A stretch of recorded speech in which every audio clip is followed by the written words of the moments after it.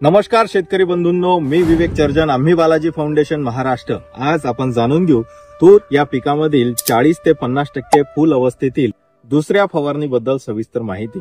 तूर या पिकामध्ये फुलांची अवस्था ही खूप नाजूक अवस्था आपल्याला पाहायला मिळते। या अवस्थेमध्ये आपल्याला बुरशीनाशकांसोबत किडींचा प्रादुर्भाव झालेला दिसून येत असतो। सोबत अन्नद्रव्यांच्या कमतरतेमुळे सुद्धा फुलगळ होऊन या ठिकाणी आपल्याला नुकसान झालेले बऱ्याच शेतकऱ्यांच्या शेतामध्ये दिसून येते।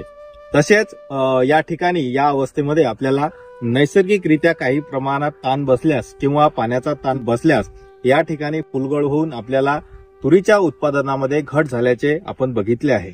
तर या अवस्थेमध्ये आपल्याला ह्या सर्व गोष्टींचा विचार करून एक चांगल्या प्रकारची फवारणी या ठिकाणी घेणे गरजेचे आहे। सोबतच आपल्याला पाण्याचा ताण, नैसर्गिक ताण या गोष्टीकडे सुद्धा लक्ष देणं गरजेचं आहे।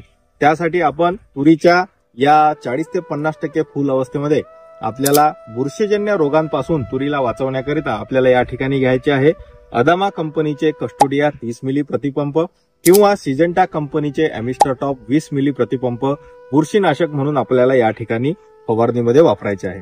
2 नंबरवर आपल्याला या ठिकाणी किडींचा म्हणजेच अळीचा प्रादुर्भाव आपल्याला फूल अवस्थेमध्ये झालेला दिसून येतो। त्यासाठी आपल्याला या ठिकाणी अळीच्या नियंत्रणासाठी इमामॅक्टिन बेंझोएट 5% एचजी फॉर्म्युलेशन असलेले क्रिस्टल कंपनीचे मिसाइल आपण या ठिकाणी 10 ते 12 ग्रॅम घेऊ शकता किंवा आपण इमामॅक्टिन बेंझोएट 1.9% घटक असलेले इंडिकॅम कंपनीचे सॉलिसिटर 25 ते 30 मिली प्रतिपंप आपण या ठिकाणी अळीच्या नियंत्रणासाठी वापरू शकता।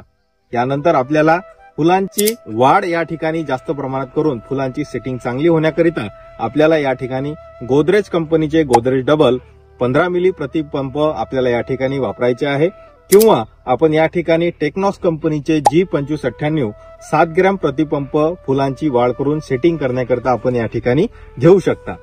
या सोबतच आपल्याला तूर या पिकामध्ये अन्नद्रव्याच्या कमतरता जाऊन फुलगळ होऊ नये व फुलं टिकून राहावीत, तसेच सूक्ष्म अन्नद्रव्याच्या कमतरता झाडामध्ये येऊ नये याकरिता आपल्याला तूर पिकामध्ये या फवारणीमध्ये एक मायक्रोन्यूट्रन्स म्हणजे सूक्ष्म अन्नद्रव्याची फवारणी सुद्धा घेणे गरजेचे आहे।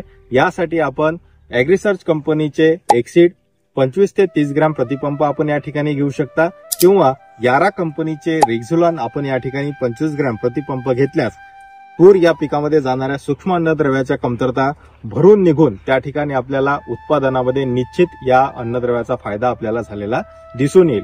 या व्यतिरिक्त आपल्याला तूर या पिकाबद्दल शेतीविषयक अजून काही माहिती हवी असल्यास आम्हाला कमेंट करून तुम्ही नक्की कळवा।